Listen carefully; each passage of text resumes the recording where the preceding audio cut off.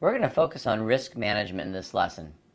Now, to start off with, risk management is a process that we use to identify the vulnerabilities and threats to our information resources.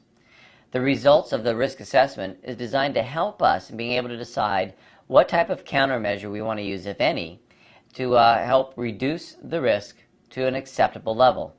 Now, right away, I want to make sure that we understand some of the terms that we're going to throw out here.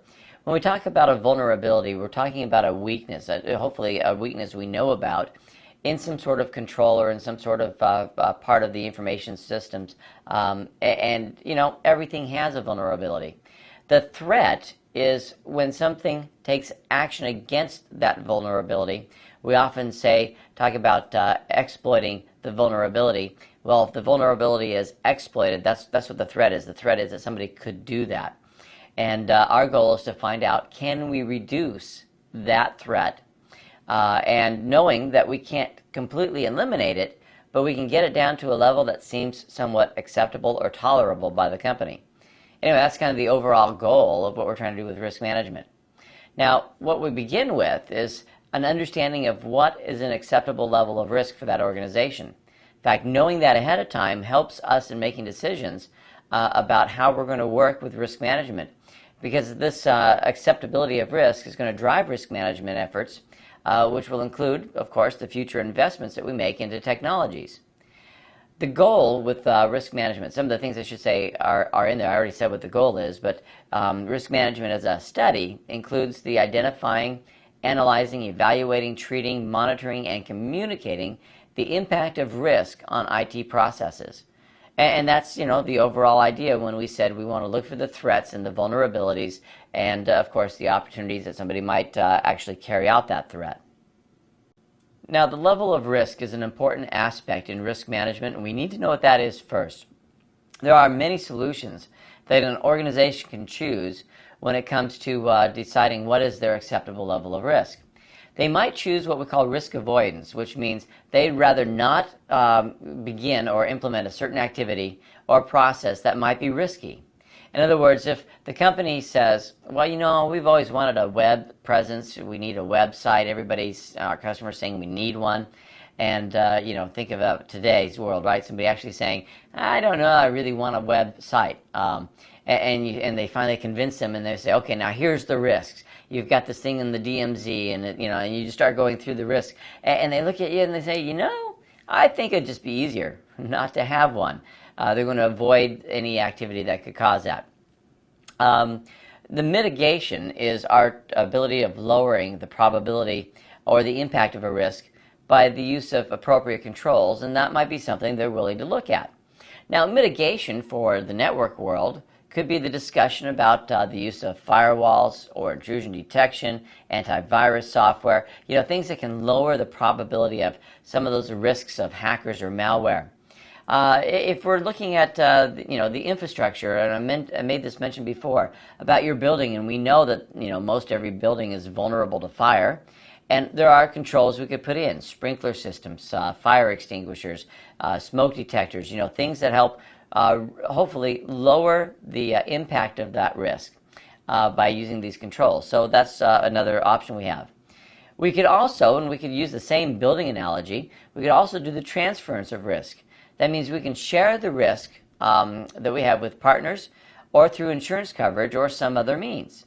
So what does that mean? That means that I can say, okay, look, I can only do so much to try to lower the damage that could occur in a fire by adding sprinklers, but that's about the best I can do. From there, I'm going to get insurance on the building, so if it burns down, I'm going to get my money and I can build a new one. Of course, there's all sorts of other problems there, you know, like downtime and outages and everything else that we incur. But we could also say, you know, I've got these parts that I need from these suppliers and partners, and I'm going to have them ship them in. And I'm going to transfer the risk of damage to those items on those partners. Or if I'm relying on IT information from other partners, you know, at some point I can transfer and say, you know, you're responsible for this information that you send me. And, you know, if I make decisions based on your bad information, right, we're going to try to hold them more accountable. Those types of things. We're transferring it to someone else. And the last one is they could use risk acceptance, which basically means they understand risk is there. And we all know risk is there. and we're just going to choose to monitor for that risk rather than throwing more controls. Now, you might think, well, that sounds crazy. Well, remember, it goes back to a cost analysis as well.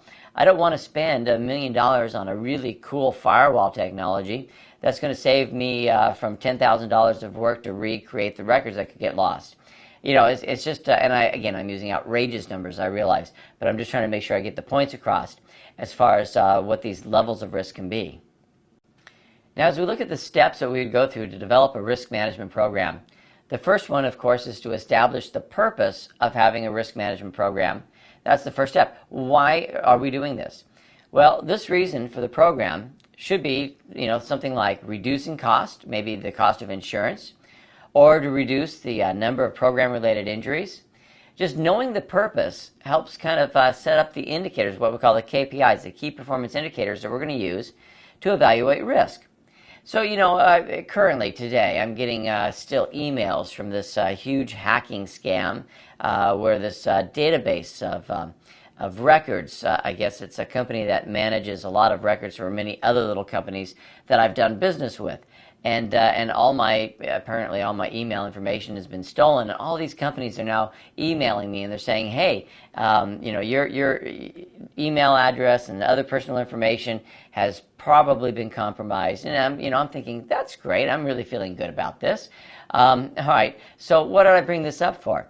Well, the idea is we're trying to come up with what are we doing risk management for, and what are the key performance indicators that we're going to use to evaluate risk. And so you might have said, okay, well, you know what? The risk is that database of customers, the one that had Ken's information in there.